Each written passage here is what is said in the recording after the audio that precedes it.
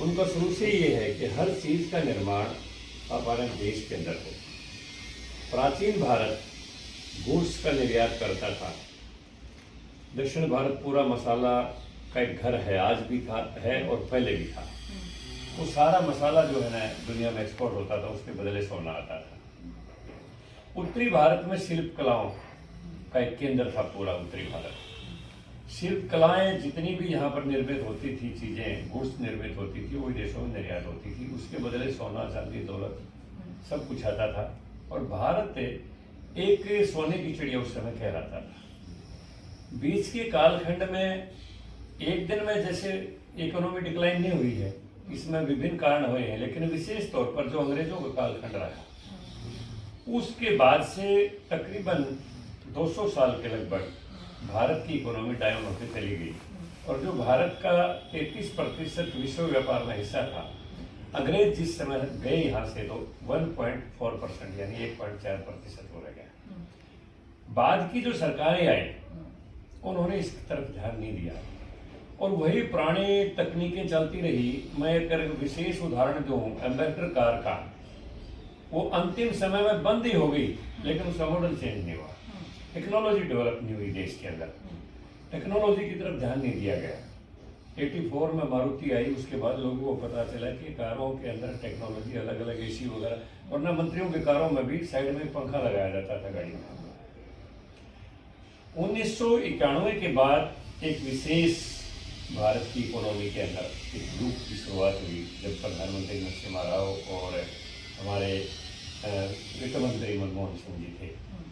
उस कालखंड में देश को मुक्त व्यापार की तरफ एक रास्ता दिखाया गया।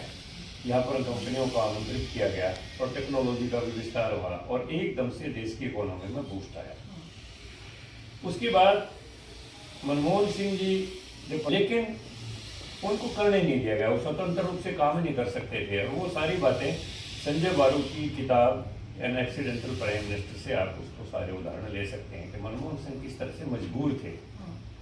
एक मजबूर प्रधानमंत्री ने बढ़ के रहे, वरना वो देश को और भी बहुत कुछ दे सकते थे। उसके बाद तो फिर उसकी तरफ विशेष ध्यान दिया गया कि मेक इन इंडिया, आत्मनिर्भर भारत। तो मेरा अनुमान ये है कि इस बजट के अंदर विशेष तौर के ऊपर मेक इन इंडिया के ऊपर ध्यान दिया जाएगा और कौशल विकास के ऊपर ज़्यादा से ज़्यादा ध्यान दिया जाएगा। हमारे पास युवाओं की शक्ति बहुत है, युवा शक्ति की देश में कोई कमी नहीं है, लेकिन उसको सही रास्ते के ऊपर लगाने का अगर अवसर उनको मिल जाए तो फिर देश के अंदर हर चीज़ का निर्माण होने लग जाएगा। हम छोटा सा उदाहरण मोबाइल का दे सकते हैं। आज कितने बड़े हम मैन्युफैक्चरर हैं और रक्षा उपकरणों में मैं जो कभी छोटी से छोटी बुलेट भी बाहर से मंगाते थे, आज हम मिसाइल तक की बाहर एक्सपोर्ट कर रहे हैं। प्रचंड हेलीकॉप्टर बना रहे हैं, तेजस विमान बना रहे हैं, आकाश मिसाइल बना रहे हैं, ब्रह्मोस मिसाइल बना रहे हैं। तो ये जो युग की शुरुआत हुई है प्रधानमंत्री नरेंद्र मोदी जी के नेतृत्व में, जैसे जैसे देश के अंदर निर्माण की गति चलेगी तो जाहिर तौर के ऊपर हमारे पास संसाधन भी ज़्यादा है, हमारे पास मैन पावर भी ज़्यादा है और हमारे पास टेक्नोलॉजी की भी कोई कमी नहीं है, बशर्ते उसको एक लाइन मिल जाए।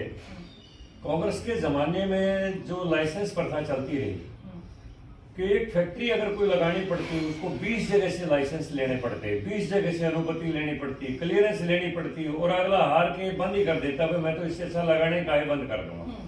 तो वो चीजें ईज ऑफ डूइंग बिजनेस जो प्रधानमंत्री जी के काल में आई 2014 के बाद से, वो जो है सबसे बड़ी एक गति देगी इस विकास को।